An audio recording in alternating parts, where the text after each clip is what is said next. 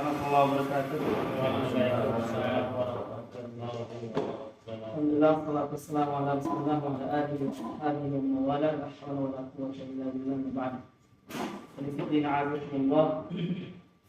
Waktu kita membaca bismillahirrahmanirrahim. Kita lanjutkan waktu kita terakhir sampai surat apa ya? Sekarang kita bahas surah At-Tin.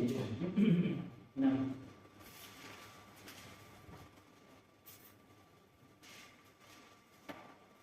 surah At-Tin dan Al-Alaq.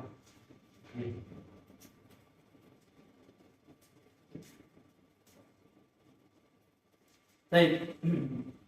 Kita buka surah At-Tin, surah At-Tin.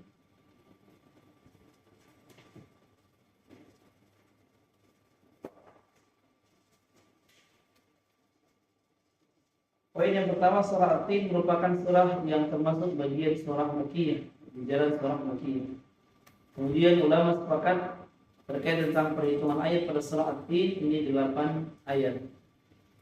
Yang menarik pada surah At-Tin terletak ada di beberapa poin. Poin yang pertama itu ada di ayat ke-7 yang memiliki mutasyabih lafzi, di ayat ke-6 illal ladzina amanu, itu memiliki mutasyabih lafzi atau ayat yang mirip dengannya, sama seperti di surah Al-Insyiqaq. Surah Al-Insyiqaq di penghujung ayat juga sama, illal ladzina amanu wa 'amilus shalihati.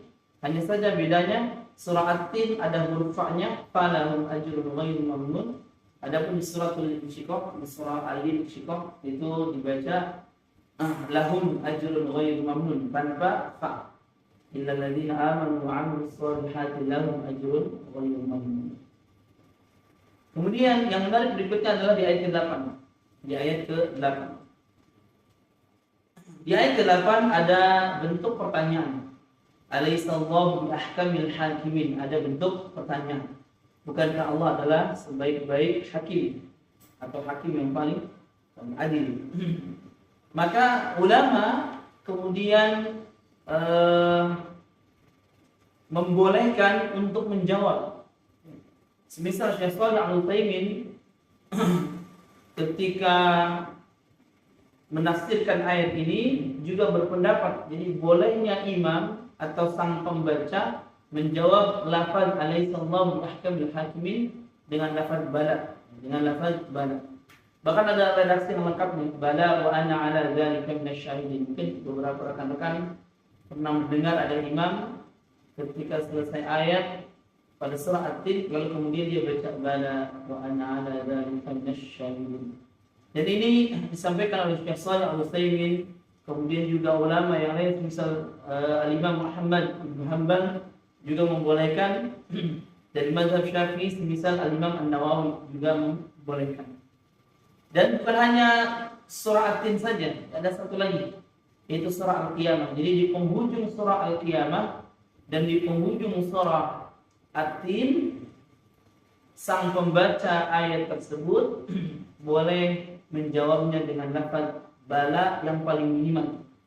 Atau kalau mau lengkapi dengan kalimat bala wa ana ala dzalika minasyahidin. Bala wa ana ala dzalika minasyahidin. Artinya lagi, bala itu tentu artinya wa ana ala dzalika minasyahidin, aku termasuk orang yang menyaksikan hal itu. Menjadi saksi terkait hal itu. Dan aku termasuk orang yang menjadi saksi akan hal itu. Dan kalau teman-teman mau menyimak salah satu imam Masjidil Haram yang peka sekali terhadap terhadap ada itu artinya adab terhadap Al-Quran, Syekh Profesor Dr. Abdullah Al-Juhani. Jadi imam Masjidil Haram yang suaranya melengking, bahkan dikenal dengan Bulbul Haram. Jadi ada nama burung namanya Bulbul, ya, Bulbul di daerah Mekah itu. Maka julukan itu disematkan untuk Al-Imam Al-Haramain, Imam Haramain bernama Syekh Profesor Dr. Abdullah Al-Juhani. Yang mana beliau ketika membaca akhir surah Al-Qiyamah, kemudian beliau mengucapkan kalimat bala. Nanti insyaallah ada videonya, share video ini. Jadi ketika beliau membaca alaysa dzalika biqadirin ala an yuhyiyal mauta. Dan beliau membaca dengan kalimat balik. Ini diperbolehkan. Walaupun ada ulama yang lain, semisal Syalbani, ya itu mengatakan bahwa jadi memang pendapat ulama beda. Semisal Syekh Shalih Utsaimin mengatakan sunnah boleh. Ya, ada Syalbani mengatakan ya, tinggal nanti teman-teman bisa mengkaji ulang terkait tentang hal itu. Setidaknya ada 3 ulama besar yang membolehkan. Pertama Al-Imam Ahmad bin Hanbal, kemudian Al-Imam An-Nawawi rahimahullah ta'ala, kemudian Syekh Shalih Al-Utsaimin rahimahullah ta'ala. Jadi ada 3 ulama besar. Dan itu insyaallah sudah cukup mewakili akan kebolehan ini. Baik, ini surah At-Tin. Kita praktik. A'udzu billahi minasy syaithanir rajim. A'udzu billahi minasy syaithanir rajim. Bismillahirrahmanirrahim. Bismillahirrahmanirrahim. Wat-tini waz-zaitun. Wat-tini waz-zaitun. Ketika huruf ta bertasydid maka aliran udara dan suara langsung tertutup. Jadi hilang lagi, tidak ada alirannya. Beda dengan zai, waz tetap mengalir ini. Tetap mengalir. Yang dialirkan adalah suara ini. Wat-tini waz-zaitun. Wat-tini waz-zaitun. Zaitun menggunakan huruf ta. Sedangkan ayat kedua waqu, maka kembalikan lagi, lebih tebal. Waqu ini menggunakan huruf qa. Wa turi sinin. Wa turi sinin. Wa hadzal baladil amin. Wa hadzal baladil amin.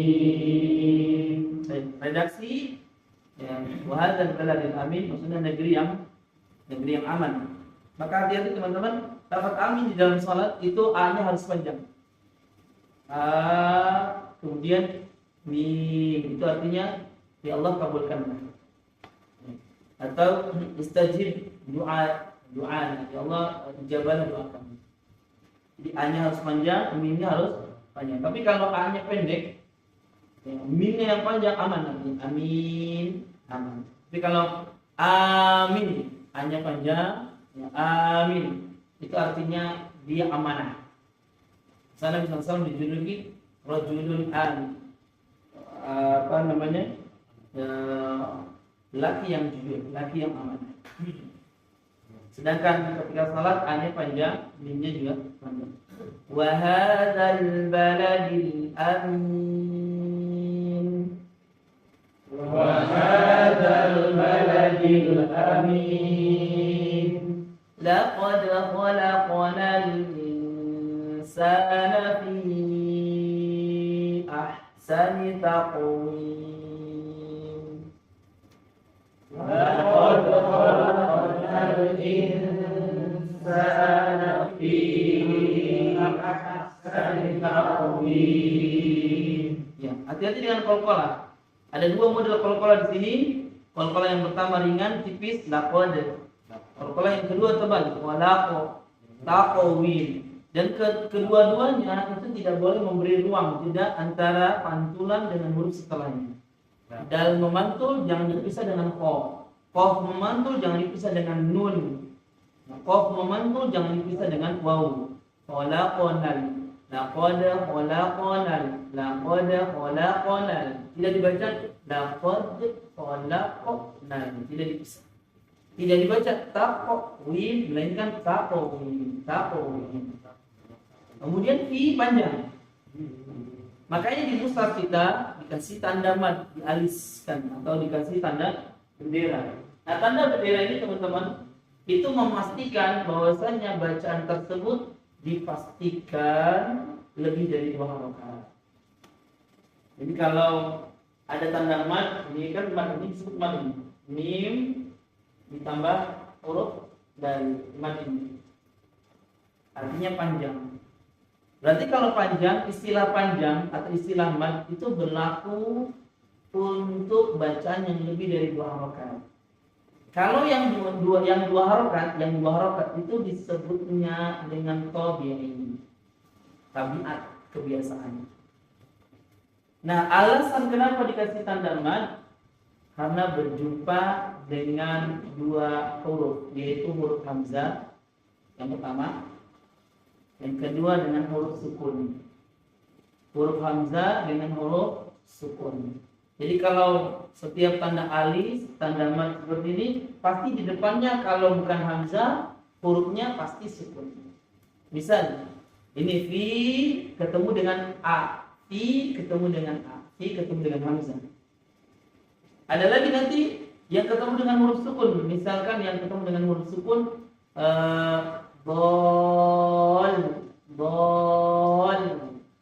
dolin. Atau kalau di surah Yunus yang cukup banyak itu ada lafaz al-an.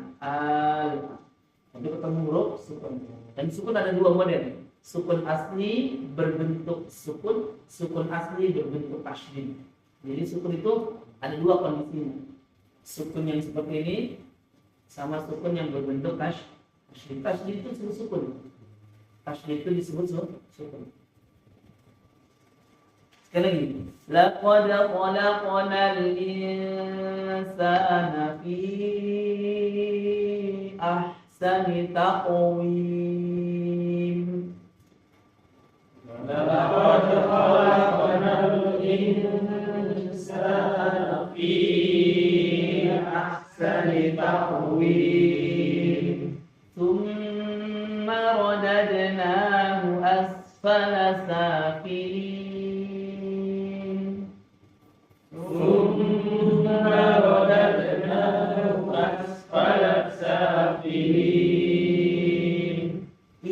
الذين آمنوا وعملوا الصالحات فلهم أجر غير ممنون إلا الذين آمنوا وعملوا الصالحات فلهم أجر غير ممنون فما يكذبك بعد بالدين فما يكذبك بعد بالدين أليس الله بأحكم الحاكمين أليس الله بأحكم الحاكمين. Bagi pembacanya boleh menjawab bala, boleh juga meninggalkan. Artinya ini bukan sebuah keharusan, tapi bukan juga perkara bid'ah, bukan juga perkara bid'ah. Karena kalau bid'ah tentu Imam Masjidil Haram tidak mengamalkannya. Tentu Imam An-Nawawi, Imam Ahmad bin Hanbal juga tidak menganjurkannya. Atau Syekh Shalih Al-Utsaimin juga tidak menganjurkannya. Artinya itu sebuah kebolehan dan silakan yang mengamalkan atau yang tidak itu tidak mengamalkan. Masuk ke suratul Alaq, surah Al-Alaq. Surah Al-Alaq ini masuk kategori jajaran surah Makkiyah. Jajaran surah Makkiyah. Lalu kemudian dari sisi perhitungan ayat, surah ini ada 3 pendapat. Pendapat yang pertama, pendapat dari mazhab Syami, yaitu mazhab ulama qiraat dari Syam yang menghitungnya 18 ayat. Berarti ada ayat yang digabung. Ada ayat yang digabung.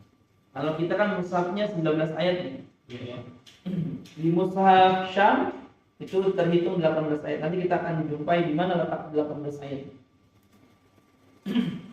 Kemudian di bacaan Iraqi, mazhab Iraqi berarti kita masuk di dalamnya. Iraqi itu berarti mazhabnya Kufah dan Basrah. Kufah dan Basrah. Teman-teman kalau belajar ilmu nahwu juga nanti akan ada dua poros besar. Poros nahwu Ahlul Kufah dan poros nahwu Ahlul Basrah.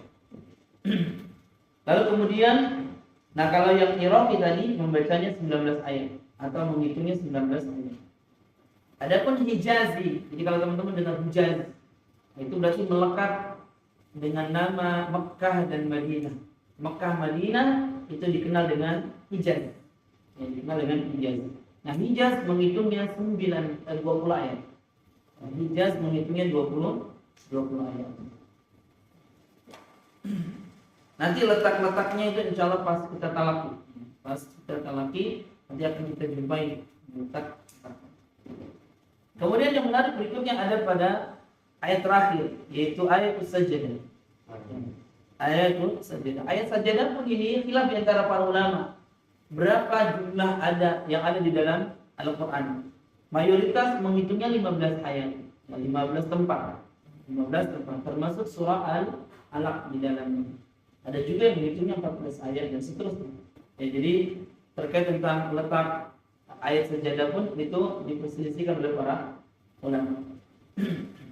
Nah, ketika kita mau mengamalkan sujud tilawah saat berjumpa dengan ayat Sajdah di surah Al-Alaq, maka pastikan kita kalau jadi imam mengumumkan terlebih dahulu ke jamaah. Yang pertama adabnya. Yang kedua adabnya adalah ketika kita sudah umumkan lalu kita praktekkan di penghujung ayat, maka kita berdiri lagi melanjutkan ke surah berikutnya. Entah itu surah Al-Qadr yang kita baca berikutnya, atau surah Al-Falaq, atau surah An-Nas, atau surah yang di bawahnya. Agar apa? Agar jamaah juga tidak kebingungan. Karena ada beberapa santri penghafal Quran lalu kemudian safari Ramadan, tiba-tiba ngimamin sujud-sujud aja, orang bingung kan. Bagi orang awam itu kaget. Orang yang pertama kali ke Mekah saja pernah waktu itu ke Mekah ada jamaah. Di sini kok aneh ya? Kenapa aneh Pak Jalan? Di sini kok habis baca Quran tiba-tiba langsung sujud. Itu di sini ayat Sajdah. Kalau di sini nggak perlu diumumin, namanya di Masjidil Haram nggak mungkin diumumkan terlebih dahulu. Kita sebentar lagi mau sujud tilawah nggak mungkin. Artinya kita yang harus mengikuti. Nah, tapi kalau di Indonesia hal itu perlu disampaikan. Sangat-sangat perlu disampaikan. Kenapa? Karena di Indonesia itu apa sih yang kemudian tidak jadi ribut? Ya, perkara yang sudah disampaikan saja bisa jadi ribut, lagi tidak disampaikan. Ana pernah ngumumin ketika mau imam, nanti insya Allah kita akan baca di dalam sholat riwayat. Ana waktu itu bacanya riwayat Warsh dan Imam Nafi, salah satu bacaan Nabi Sallam yang dibaca oleh ahli Madinah. Kemudian ikut sholat ke kolam ya, jalan. Selesai sholat tadi komplain, Ustaz tadi baca apa itu? Padahal tadi ngumumin. Anak jawab, Pak Haji tadi nggak ikut ngaji ya, nggak ikut dengerin ya, udah selesai. Tinggal disampaikan. Makanya ini penting teman-teman. Ya penting untuk disampaikan. Karena dikhawatirkan yang jadi problem itu adalah orang kalau nggak tahu akhirnya teriak-teriak, subhanallah. Ya kalau dia nggak paham, jadi subhanallah lebih banyak. Jadi ini kalau teman-teman mau mengamalkan ayat saja. Tapi kalau di penghujung ayat tidak mengapa, kemudian kita tinggalkan sujud tilawah, karena ini perkara sunnah. Salah satu perkara sunnah yang kemudian membuat setan nangis ya sujud tilawah. Sujud tilawah itu sujud yang menjadi salah satu penyebab setan menangis menyesal. Karena dia tahu tempatnya akan yang dibaca ketika sujud tilawah. Yang dibaca pada saat sujud tilawah, kalau kita mau ngambil hadis riwayat Abu Daud, redaksinya agak cukup panjang. Allahumma laka sajadtu wa bika amantu wa laka aslamtu sajada wajhiya lilladzi khalaqahu wa sawwarahu wa syaqqa sam'ahu hawli wa quwwati tabarakallahu ahsanul khaliqin. Tapi kalau kita mau baca layaknya bacaan doa sujud biasa aman. tidak mengapa. Jadi tidak ada keharusan ada bacaan tertentu. Kita baca subhana rabbil a'la 3 kali sudah cukup. Subhanakallahumma wa bihamdika Allahumma ighfirli sudah cukup. Subhanal quddus rabbuna wa rabbul malaikati war ruh juga cukup. Tidak mengapa. Intinya bacaan sujud sebagaimana sujud kita biasa sudah mewakili. Kan kalau kita nggak paham bahwa itu ada ayat terbuka, kita ikutin imam saja nggak apa yang sah. Iya, ikut imam. Ya, lagi-lagi kalau di Indonesia imam hendaknya memberitahu, menginformasikan. Ya, kecuali kalau sudah diterapkan setiap Jumat, biasanya ada ya.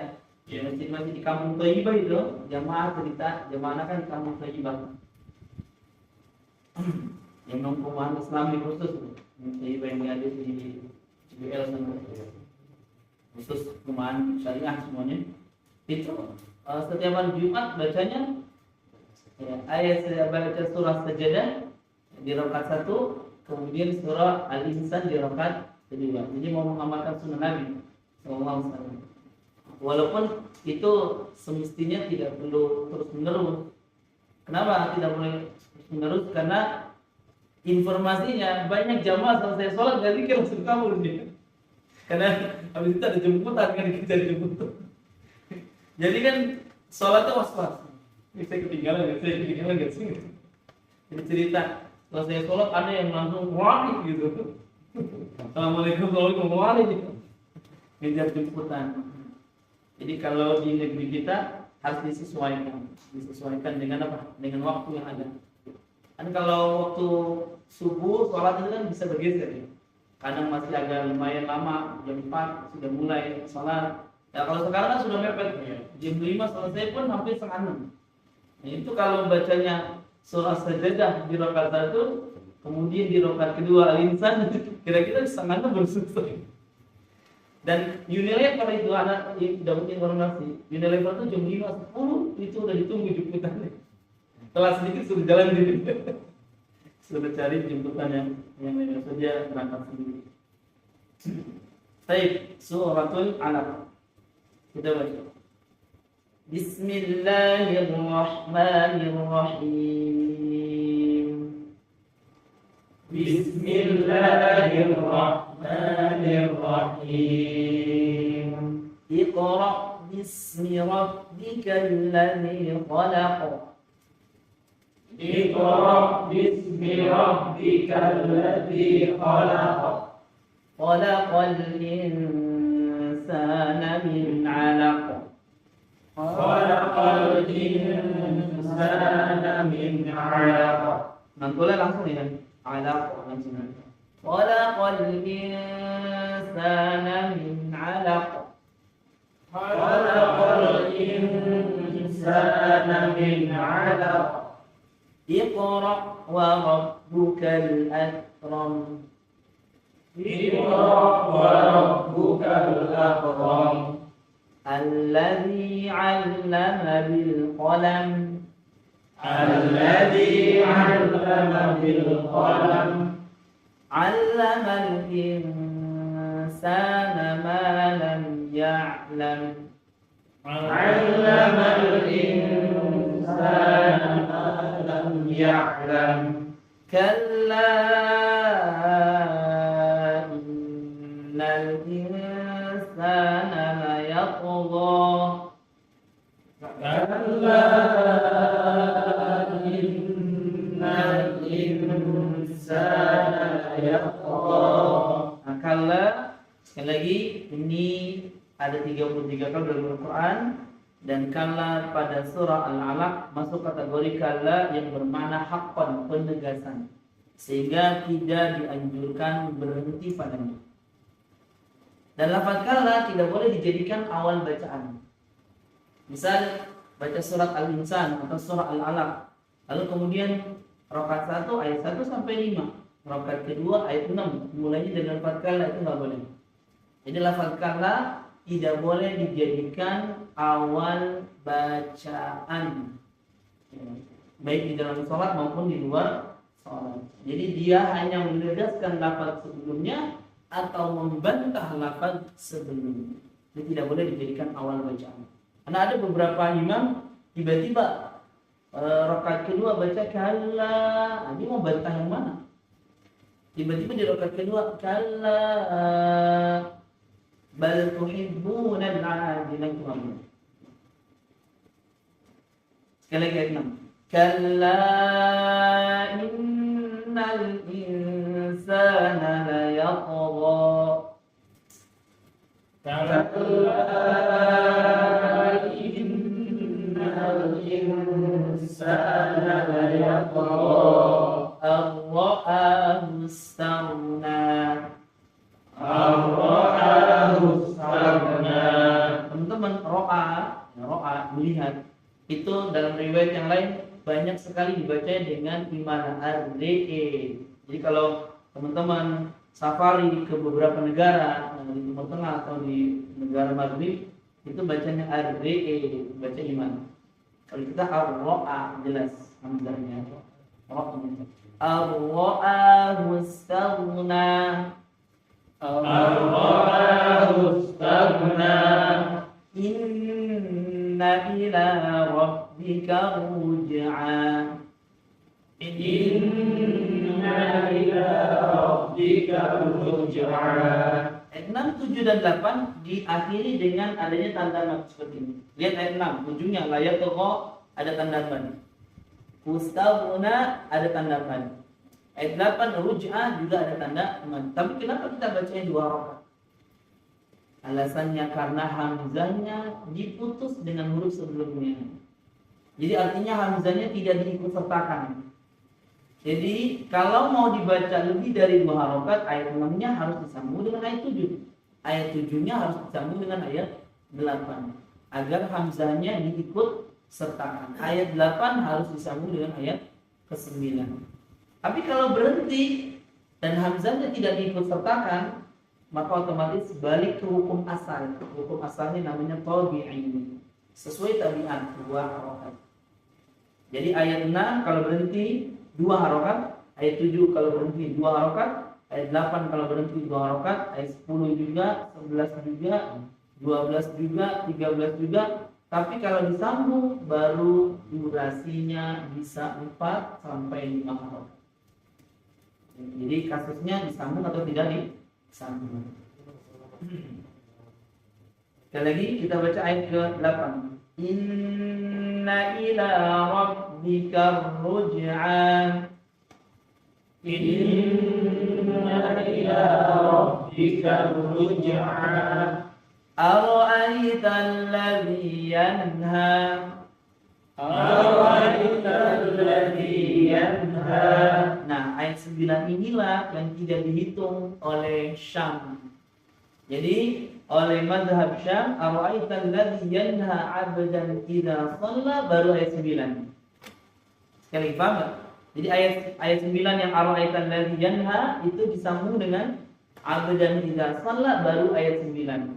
Sehingga pada mazhab Syam surat Al-Alaq berapa tadi? 18 ayat. Jadi ada ayat yang digabung, ada ayat yang digabung. Kalau kita bacanya ara'aital ladzi yanha sendiri, 'abdan idza shalla juga sendiri. Ara'aital ladzi yanha.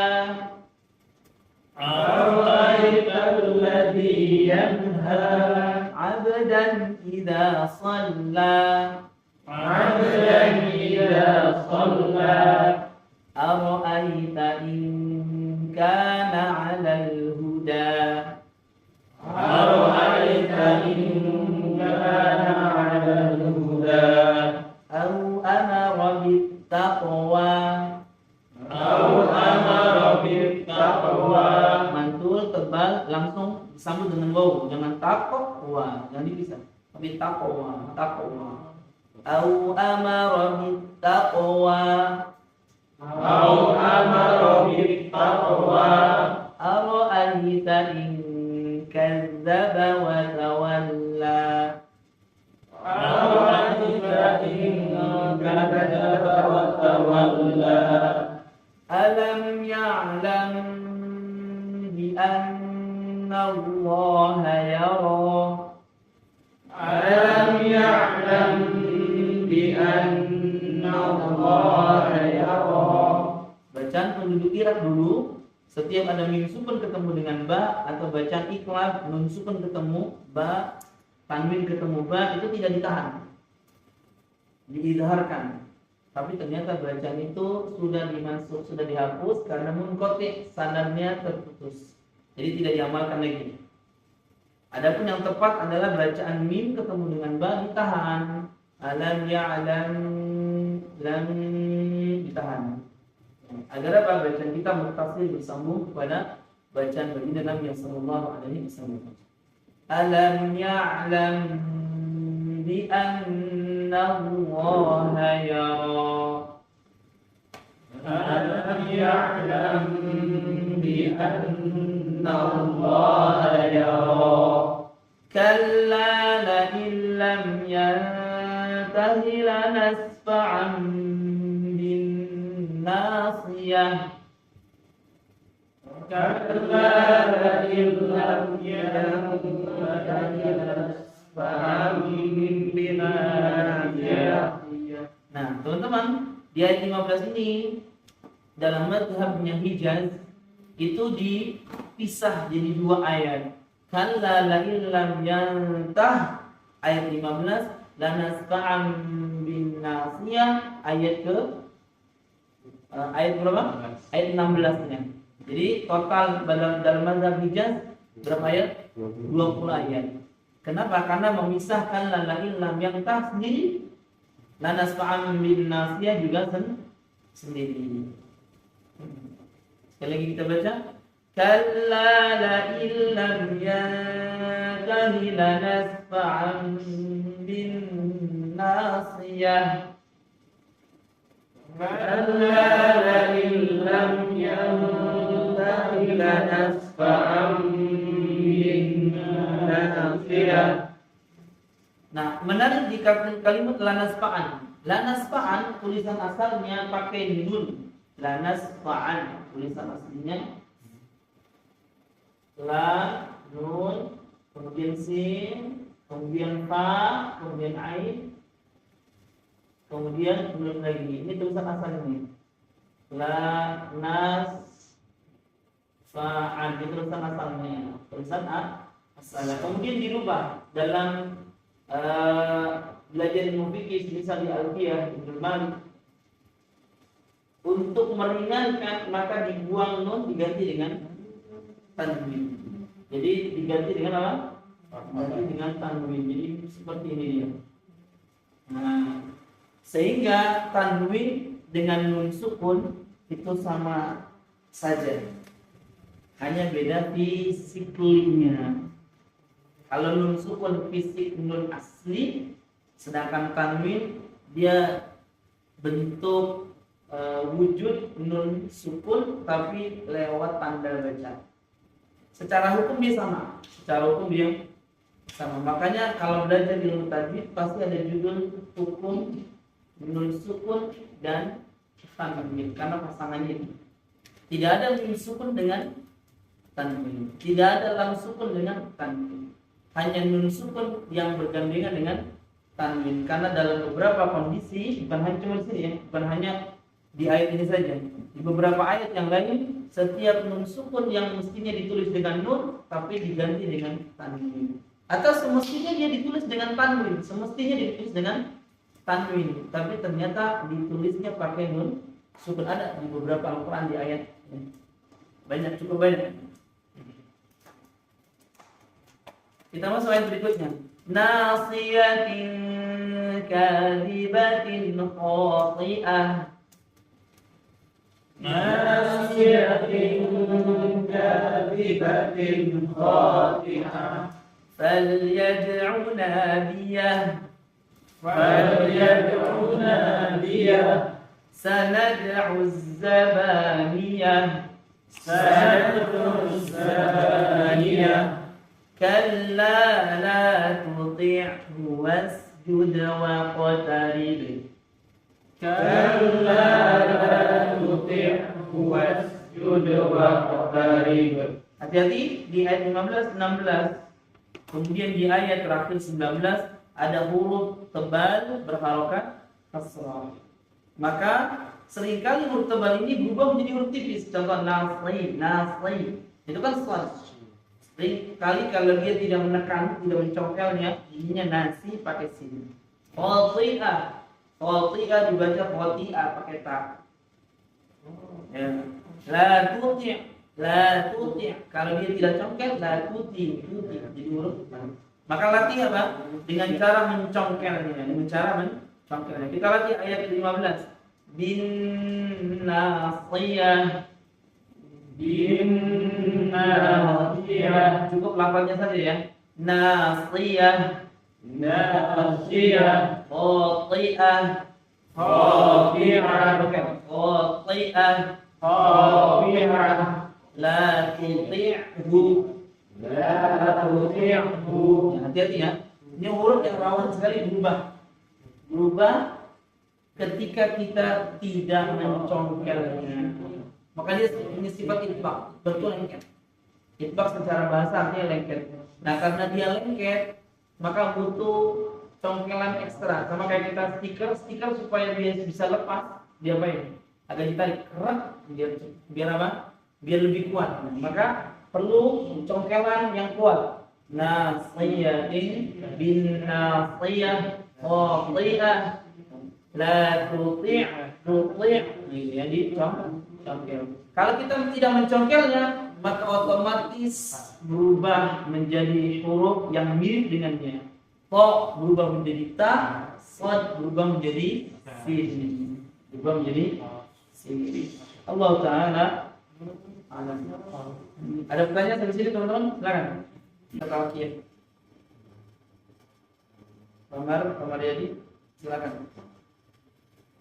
Kamar. Oke.